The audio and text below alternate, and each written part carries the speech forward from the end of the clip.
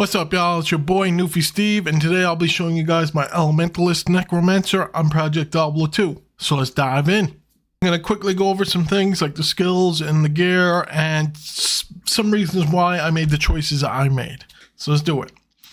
So starting out for the skills, we're going to max Skeleton Mastery and we're going to max Ray Skeleton Mage. So we're going to be using mages and golems. So we're going to come down here. We're going to max Golem Mastery because this is going to allow us to summon 5 golems. Then we're going to come down here, max Fire Golem, and then we put the rest of our points into Iron Golem. You can put a point into Blood Warp. It's totally up to you. We also get a point from this automatically just from our equipment. So that's totally up to you. And we're also going to put a point in Bone Armor. This is a must-have. This is going to keep you alive a lot, especially when you're teleporting on top of mobs.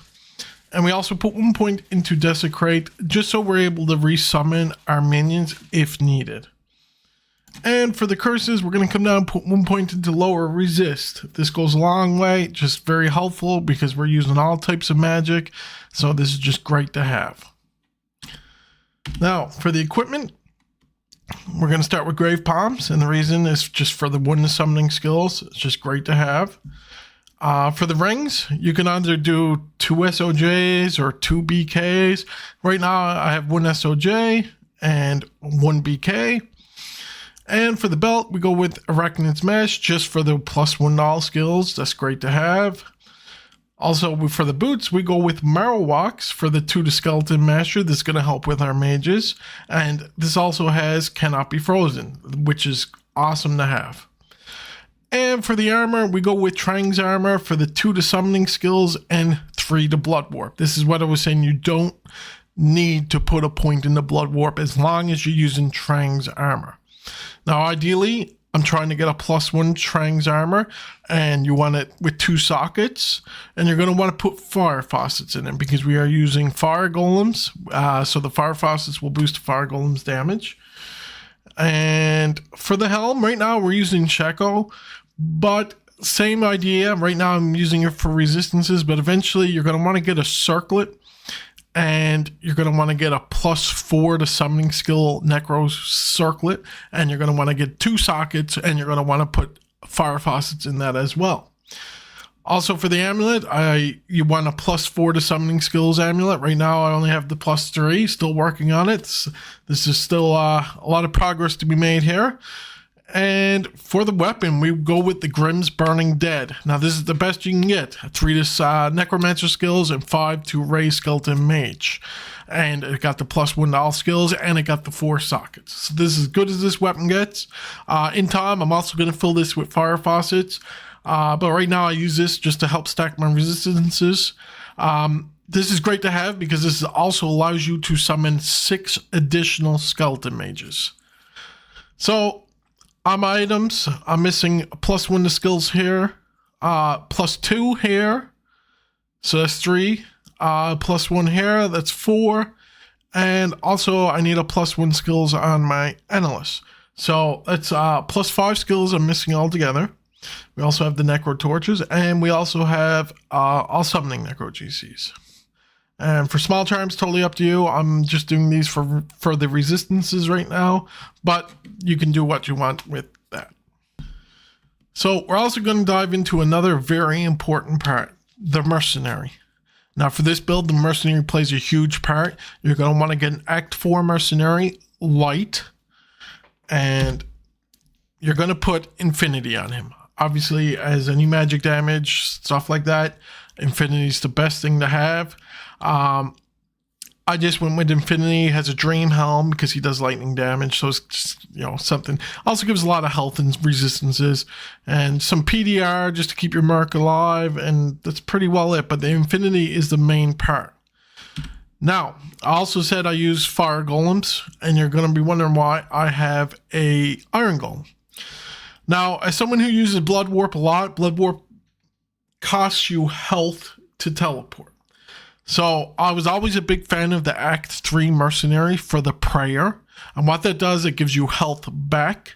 So for our Iron Golem, I used a Ruin Word that gives you prayer. It goes into pole arms and stuff like that. So as you can see, I'm gonna show you guys real quick.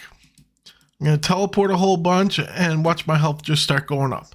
That's from the weapon I used on my Iron Golem. It gives prayer. It's great to have as a necromancer. I'm not someone who loves using potions a lot, so the lazier I can play, the better.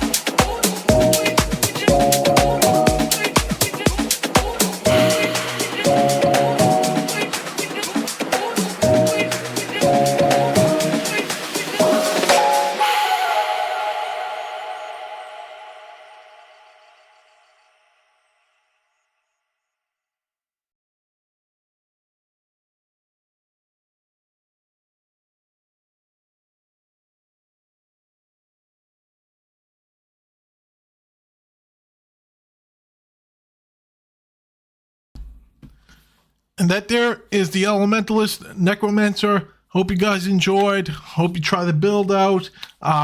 Show some love for Project Diablo 2. They've been doing a great job.